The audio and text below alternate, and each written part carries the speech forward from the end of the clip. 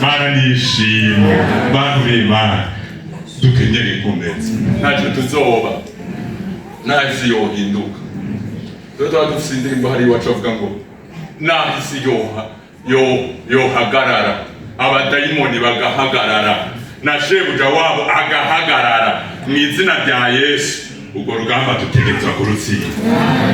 Rero inkomezi ni nziza cyane no kugira ngo umuntu atere imbere no mu buribi vy'isi yoba afise inkomezi yoba ariko arakoresha inkomezi hamwe umuntu yoryama hari ata nkomezi zibayemwo atacakoze niyotera imbere no mu vy'isi. None rero inkomezi zamuhemu yera zimwe zaje ku ntumwa Yerusalemu nk'umucanwa abapentekoti bubu turazikeneye abapentekoti bubu turazikeneye kugira ngo turwane abansi bahera ingabo badayimoni bahera ingabo imizimu n'ibifaro bihera ingabo dukenyeye inkomezi. Amina turwane kandi mu izina rya Yesu mu gihe dukenyeye inkomezi. None rero nta wundi mugambi dukenyeye inkomezi mu izina rya Yesu. Umuntu wese ku ruhara rwiwe ego guhera ku mutonya kugera ku ukuze tuje ku mavi dupfukame dukenyeye inkomezi turwane intambara yanyu. Ego ijambo ry'Imana ni itara, ijambo ry'Imana ni umuco umurikira ibirenge vyanje mu nzira y'agakiza. Imana ibahezagire. Hanyuma rero turafise intasho kuva mu ishengero dukoreramwo ry'igashikanwa Inyaruntana badutumye ngo tuze tubaramutse muzakira intasho zanyu. Murakoze cyane. Dusome ijambo ry'Imana tuza kuvugana ku ijambo ry'Imana rivuga ku nkomezi. Turisome rero mu gitabo kigira kabiri ca Samweli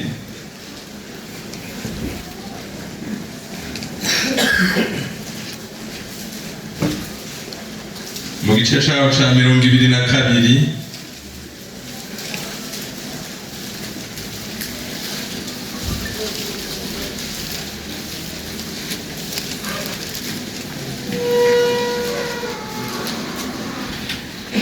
dusome umurongo wa mbere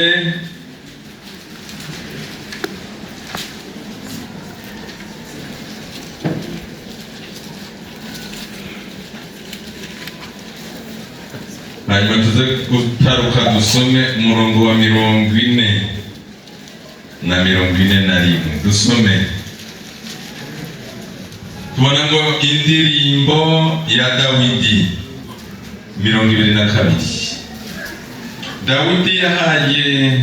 Dawidi yabariye Uhoraho amajambo yo muri iyi ndirimbo umunsi Uhoraho yamurokoye akamukura mu maboko y'abansi biwe bose no mu ya Sawuli. Kabiri aravuga ati Uhoraho ni igitandara canje n'ubuhungiro bwanje n'umurokozi wanje. Dusome hariya ku 40. Wankenyeje inkomezi ngo ndwane abarwanizi banje wabamazigabo watumye ababisha banje bampa ibitugu kugira ngo ndandure abanyanka. Imana nishimwe. Amen. Indirimbo y'amajana 259 igice caho ca kabiri. Inkomezi zo mwijuru zaje kuri bo umujanwa watse rwose uzanywe nawe mu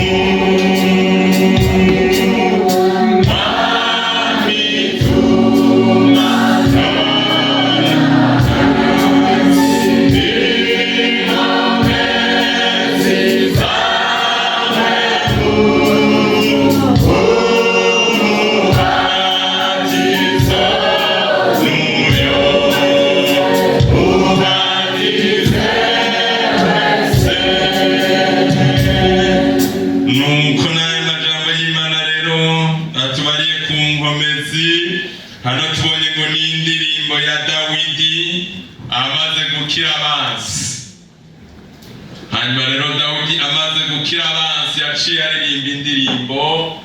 Iyi ndirimbo rero ngo yari amaze gukira abansi biwe bose, byumvikana birivuze ngo bose, bishaka byumvikana ko yari afise abansi bangahe?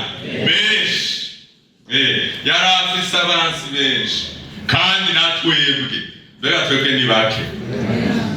Ni benshi. Turirimba yandi bivuga ngo abansi bacu ni benshi barwanya iki? Barwanya agakiza. Natwebwe bariho abansi turabafise, kandi si bake, ni benshi, ariko tuzobarwanya twambaye ivyo Imana igira gute? Ivyo Imana itanga. Mu vyo Imana itanga, Imana iratanga inkomezi zo kurwanya Satani, inkomezi zo kurwanya abadayimoni. Imana iratanga inkomezi. Hano rero Dawidi rero araririmba kita abansi. Muri iyi ndirimbo yaririmbye harimo urya murongo wa 40 twasomye wavuze ngo wankenyeje inkomezi kugira ngo ngwane. Wankenyeje inkomezi kugira ngo ngwane abagwanizi banje, kubera wankenyeje inkomezi wabamaze igabo, watumye abansi banje bampa ibitugu. Iyo umuntu aguhaye ibitugu muri ko muragwana abayirutse, ko mu bitugu naha, sibyo?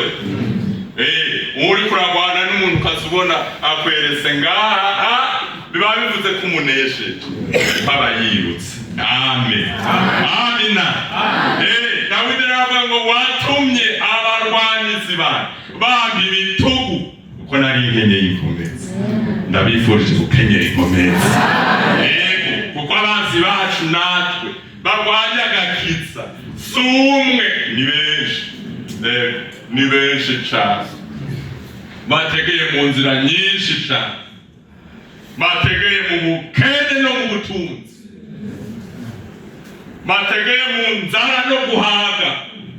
Iyumvire mwumva ibyo bitagoye, wamengo bari gutegera umuntu mu nzara, ariko no mu guhaga bashobora gutegera umuntu, kuko bafise amayeri angahe? Abansi bacu barwanya agakiza bafise amayeri menshi cyane. Bafise amayeri menshi cyane. Nico gituma turakwiye gukenyera inkomezi ngo tubarwanye mu izina ryanjye. Haleluya. Turakwiye gukenyera inkomezi ngo tubarwanye. Tubarwananye n'amayeri ya gushika umunsi bazoduha ibitugu, natwereka ngaha birutse bati turagiye. Turagiye, sibyo? Abasenza abadayimoni, imurumva ko dusenda abadayimoni mu izina ryanjye, ukazama ngo turagiye, sibyo? Bajanywe nuko Imana yatanze inkomezi mu ishengero ryacu. Haleluya. Imana nishimye. Wankenyeje inkomezi, nagare dukenyera inkomezi. Kiremba bavyeyi bacu mugumane inkomezi, muzikenyere turwane. N'ubundi abantu barwana bagira ngo kenyera zigire gute? Kenyera zigume, kenyera inkomezi zigume, tubarwanye kandi tuzobatsinda mu izina rya Yesu. Tuzobatsinda. Mana nishimwe. N'amajambo y'Imana numvise rero ngene Dawidi yakenyejwe Imana n'inkomezi kugira ngo arwanye abansi bose, kandi arabakira. Harimo na Sawuli sebukwe yamurondeye iminsi itari mikeya, ariko bose arabakira gushika haririmba. Dukiza abansi tuzoririmba, dushitse hakurya y'abansi tuzoririmba. Mana nishimwe. N'amajambo y'Imana numvise ko dukwiye gukenyera inkomezi tukarwanya abansi gushikaho bazotwereka ibitugu bati turagiye. Umuntu wese akabakira, sibyo gashengero ry'Imana? Akabakira kabisa. Aho bategeye hose bakaduha ibitugu, bakavuga ngo turatsinzwe ku bugingo bwawe, turatsinzwe. Narigeze kumva igihe kimwe ibishinga ntahe ego vy'ingingo bavuga vy'ingingo Satani yafatiye ishengero ingene muri izo ngingo hamwe bitari bikenya vyo guteza intege nke, vyo guteza ingwara n'ibindi bitandukanye, ariko ico numvisemwo abadayimoni nabo nyene barazi ko bazonanirwa. Hari aho tubona mu vyanyuma bavuze ngo muri za ngingo bavuze ngo ibi nibabinanira tuzoca tubareka baje mw'ijuru kuko bazoba badusinze. Rero barabizi ko tuzobatsinda. Barabizi ko tuzobanesha, ko turafise umugabisha. Ndi mu ntambara ngwana nica siko andirimbo y'ijana na munani, je ndi umukristo umugabo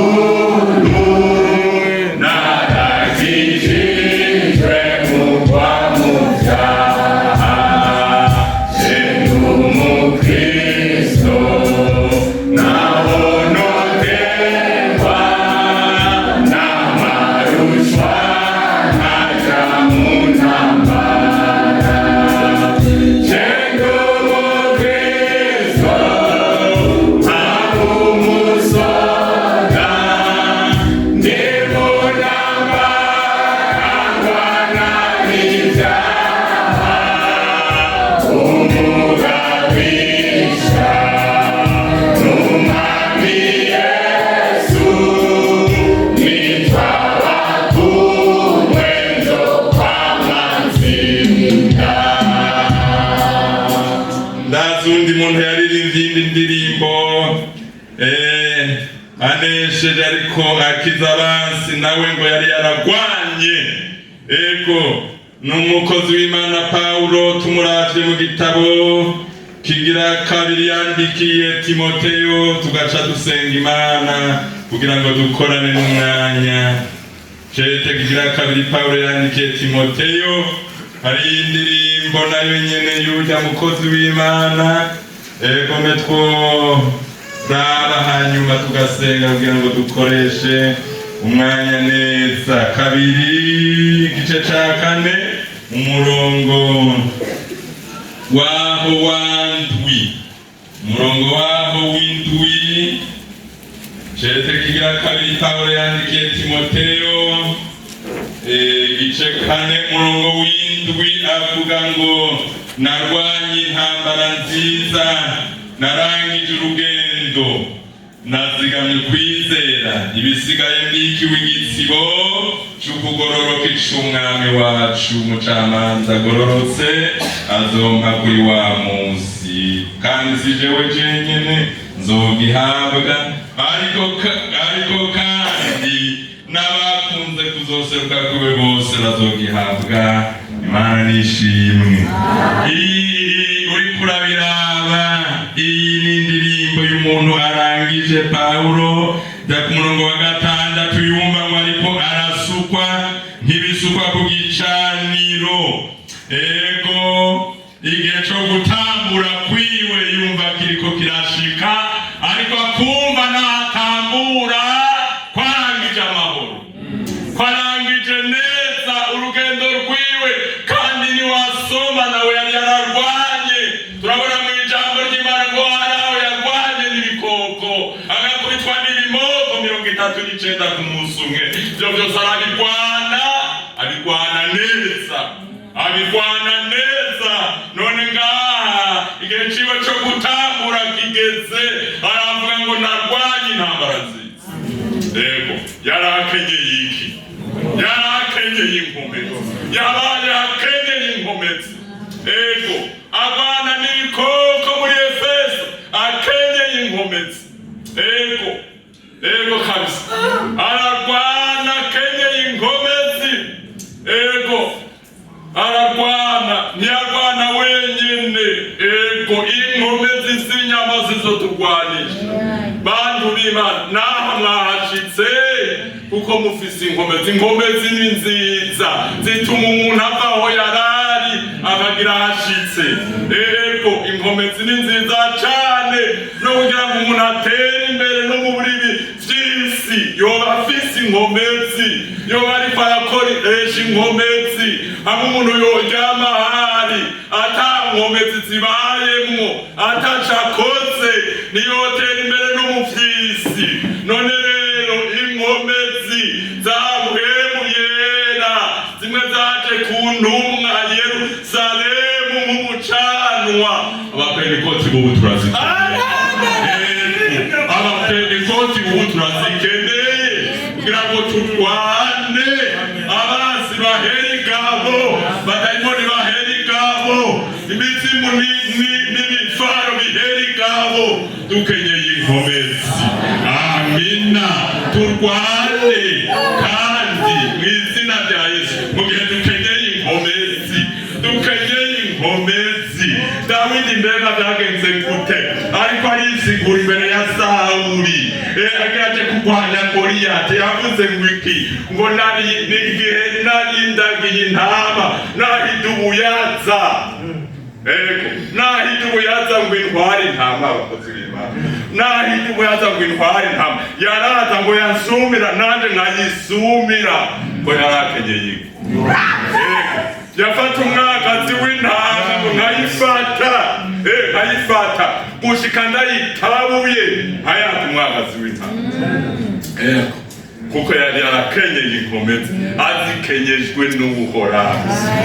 Ego ngo naruhuka ndayatse umwagazi w'intama, nazitaha nazikwiye, sinakangwa idubu ngo zateye, sinakangwa intambwe iyo ndagiye. Ngo none rero ko nanesheje idubu n'intambwe, n'ujya mu Filisitiya w'intakeka nshobora kumugira nka kimwe muri ibyo bikoko. Ego kuko ndabyumva, ndakenyeye inkomezi, ndabyumva, ndakenyeye, sintinya wa Mufilisitiya nguje kungwanya.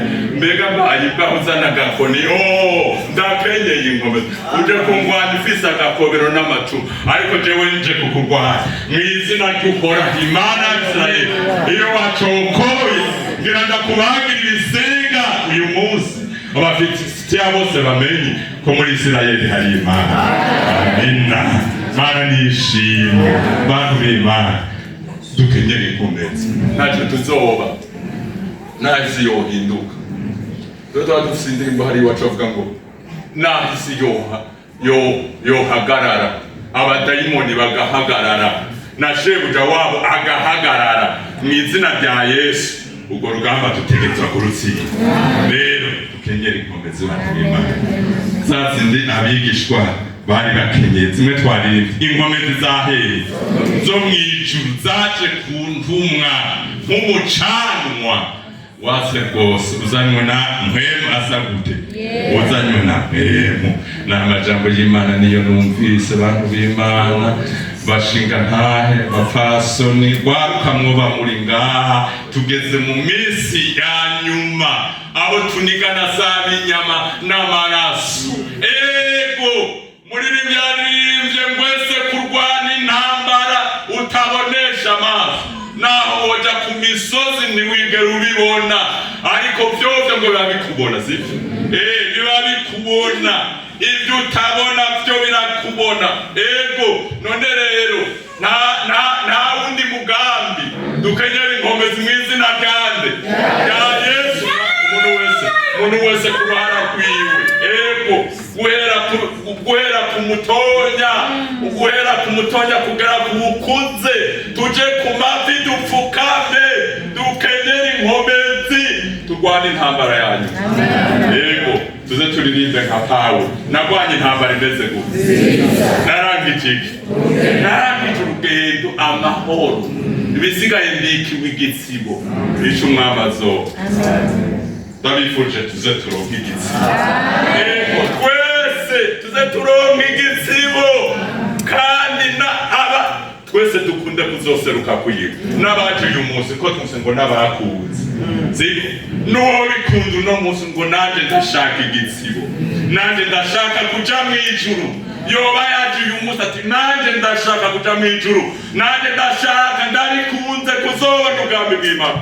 Imana ishimukenyezi inkomezi, tuze tubaneyo. aya majambo y'Imana, Imana ibaheza. Mwami Yesu, haleluya, urakoze Mana, haleluya. Turaciye bugufi ishengero ry'Imana, turacariho, turiho Satani abona, turiho abadayimoni babona, ariko nawe urabaruta cyane. Turasabye ngo dukenyeze natwe kuri iri zamu ryacu, kuri ubu buteranye bwacu bw'ibi bihe nyine bigoye, udukenyeze inkomezi, turwane tuneshe, tuze turirimbe indirimbo y'abacunguwe dushitse hakurya. Tubisabye mu izina rya Yesu.